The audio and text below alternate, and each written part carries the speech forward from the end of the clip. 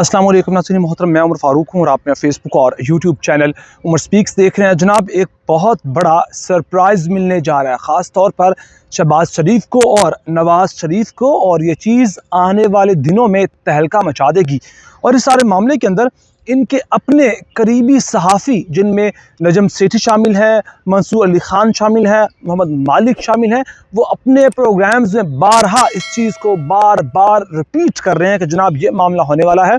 और असल में कहानी है कि इमरान खान जेल में बैठकर इनके साथ खेल चुके हैं और खेल रहे हैं, लेकिन इनको समझ नहीं आ रही कि जनाब इनके साथ क्या हो रहा है या हो चुका है या उससे आगे चलकर क्या होगा। इन्हें समझ इस बात की नहीं आ रही, लेकिन जब इनके पांव तले ज़मीन खींची जाएगी तब इन्हें चल पता जाएगा। जनाब, इस सूरत हाल के अंदर अब खबर यह है कि सबसे पहले नवाज शरीफ की सीट चली जाएगी। ये नहीं बल्कि नून लीग की 3 बड़ी सीटें जाने वाली हैं, जिनके अंदर ये नवाज शरीफ की वो सीट है जहां उन्होंने यास्मीन राशिद के खिलाफ इलेक्शन लड़ा था। मंसूर अली खान ने पूरा प्रोग्राम, पूरी एक वीडियो व्लॉग इस पर कर दिया कि किस तरह फार्म 45 के अंदर कुछ और है, फार्म 47 के अंदर कुछ और है, और किस तरह ये सीट जाएगी। और इस सूरत हाल के अंदर अगर ये उनकी सीट जाती है, ये खुद नून लीग के लिए तो एक बहुत बड़ा झटका होगा, लेकिन नवाज शरीफ की सियासत, जो कि पहले नवाज शरीफ की जो साहिबजादी हैं मरियम नवाज और उनके भाई शहबाज शरीफ दफन कर चुके हैं, उसको एक और यहाँ धचका होगा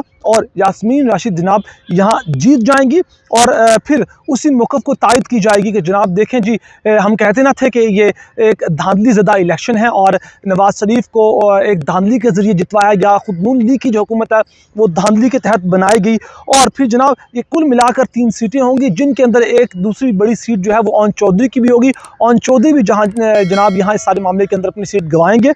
और फिर आगे बढ़े तो जनाब ये जो प्लानिंग ये है कि नवाज शरीफ की अब कहानी ख़त्म हो चुकी है, उनको किसी ना किसी तरह वापस भेजा जाए लंदन। अब जो बड़े हाथ हैं, कंट्रोल्ड एनवायरनमेंट में जो काम करते हैं, जो इस चीज़ को सारा प्लान कर रहे हैं, वो चाहते हैं कि जनाब ये जो नवाज शरीफ हैं ये पंजाब के अंदर और वफाक के अंदर नून लीग को किसी भी तरह से गाइड मत करें। लिहाजा उन्हें अब वक्त है कि वो लंदन वापस चले जाएँ, अपनी सेहत का ख्याल रखें। अब उम्र उनकी गुजर चुकी है, उनका रिप्लेसमेंट उनको अच्छी मिल गई है उनके भाई की सूरत में। और जो उनके भाई हैं वो बड़े सूट करते हैं इस प्रोग्राम के लाने वालों को, वो सर झुका कर उनकी बात भी मान लेते हैं। लिहाजा नवाज शरीफ का वो अगर कहें ना सादा ज़बान में, शेख अफजल मरबत की ज़बान में, तो प्रोग्राम अब पूरी तरह बढ़ चुका है। इस सूरत हाल के अंदर जनाब अब कुछ लोग ये भी कहा जा रहा है कि सिस्टम इस्टेब्लिशमेंट में तो हैं, लेकिन इनके अपने इर्द गिर्द कुछ लोग भी हैं जो चाहते हैं कि अब नवाज शरीफ को अल्लाह हाफिज़ कर देना चाहिए सियासत को। लिहाजा ये बड़ी खबर है। फिर उसके बाद जनाब मैं एक और बड़ी खबर दूं कि सिर्फ यही नहीं बल्कि शहबाज शरीफ के साथ भी एक हाथ होने वाला है। और वो जनाब ये है कि शहबाज शरीफ को भी पता नहीं चला, लेकिन शायद आज शाम तक या अगले 1-2 दिन में समझ आ जाएगी कि वफाकी काबीना जो बनी है उनमें उनकी मर्ज़ी का एक बंदा भी नहीं है। सबसे पहले जनाब मोहसिन नकवी हैं, और वो भी निगरान हुकूमत से। असल में जो पूरा सेटअप वफाकी सतह पर लाया जा रहा है, ये एक निगरान वही रिपीट सेटअप किया जा रहा है, जहाँ वज़ीर ख़ज़ाना होंगे जनाब मोहम्मद औरंगज़ेब, लेकिन उनके साथ शमशाद अख्तर निगरान सेटअप वाली। फिर मोहसिन नकवी जो कि निगरान सेटअप में पंजाब के वज़ीर आला रहे हैं, वो जनाब इंटीरियर मिनिस्टर बनेंगे। फिर उसके बाद जनाब इसहाक डार होंगे वज़ीर ख़ारजा, लेकिन बैक एंड पे तारिक फ़ातमी या उनके साथ फिर जलील जिलानी साहब हैं, वो मामला को सीधा करेंगे। उसके बाद जब काबीना बने जा रही, उस काबीना के अंदर मैं आपको बताऊँ कि जनाब ख्वाजा आसिफ हैं वज़ीर दिफा होंगे, एहसन इकबाल हैं वो प्लानिंग एंड डेवलपमेंट के मामले को देखेंगे, खालिद मकबूल सिद्दीकी है वो साइंस और टेक्नोलॉजी को, इनकी छोटी मोटी जो वजारतें हैं वो इनको बांट दी गई हैं। आज़म नज़ीर तारड़ कानून को देखेंगे कि जनाब देखें क्या मामलात हैं। इंजीनियर जो है इस खुरम दस्तगीर हैं वो तो वैसे ही फारिग हो चुके हैं। अमीर मुकाम को कम्युनिकेशन को देखा जाएगा कि मामलात देखें वहाँ जाकर आप।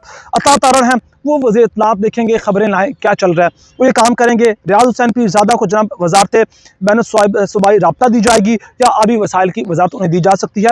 और सालक हुसैन साहब को हाउसिंग की वजारत दे दी जाएगी। लेकिन बड़ी बड़ी वजारतें वही टेक्नोक्रेट संभालेंगे। यानी कि मसला ये है कि जनाब नून लीग के पास कुछ ऐसे लोग हैं जो को हार गए हैं इनके, वो यानी कि वो जीते नहीं सीट्स अपनी, तो वो वजारत कैसे ले सकते हैं। और कुछ लोग ऐसे जो एक्सपीरियंस लोग थे, नवाज शरीफ की काबीना में रहे, वो जा चुके हैं। शायद खाकान अब्बासी को देख लें, जावेद अब्बासी को देख लें जनाब, आप मिफ्ता इस्माइल को देख लें। शायद खाकान अब्बासी साबिक वज़ीर आज़म है, मिफ्ता इस्माइल साबिक वज़ीर ख़ज़ाना है, और जनाब मुशाहिद हुसैन सईद को फारिग कर दिया गया। और बहुत से इनके लोग हैं, या तो वो हार गए या वो रहे नहीं है। लिहाजा अब नून लीग की मजबूरी है कि उनके हाथ में कुछ है नहीं, वो करें क्या। तो लिहाजा अब फिर उनको भी मौका मिला, उन्होंने टेक्नोक्रेट्स की अपने पुराने लोग लाए हैं, और वही जनाब इस हुकूमत में चलकर आगे काम करेंगे। और आखिर में जनाब पाकिस्तान तहरीक इंसाफ ने जो कल किया, जो आपने देखा, मैंने आपको दिखाया कि जो मामलात थे वो तो सामने आए, लेकिन इसके बाद एक और बड़ी बात यह है, और वो बात जनाब ये है कि इस सूरत में कल हाफिज़ फरहत पर केस डाला गया कि जनाब उन्होंने एक कांस्टेबल को अगवा किया, उसको छुड़वाया, फिर उन्होंने फायरिंग की, पुलिस की गाड़ी पर एक गोली लगी, इस तरह की FIR करके जनाब उनको गिरफ्तार किया गया। और फिर कहा गया कि जब वो कांस्टेबल को गिरफ्तार करके या मगवी अगवा करके ले जा रहे थे तो पुलिस ने उनका पीछा किया, हिरासत में लिया उनको। तो ये सारे मामलात हैं। बाकी सलमान अकरम राजा और दीगर लोगों को छोड़ दिया गया है और लतीफ़ खोसा को भी छोड़ दिया गया है। अपना बहुत सारा ख्याल रखेगा। ये मामलात थे और चैनल को ज़रूर सब्सक्राइब कीजिएगा। अल्लाह निगहबान।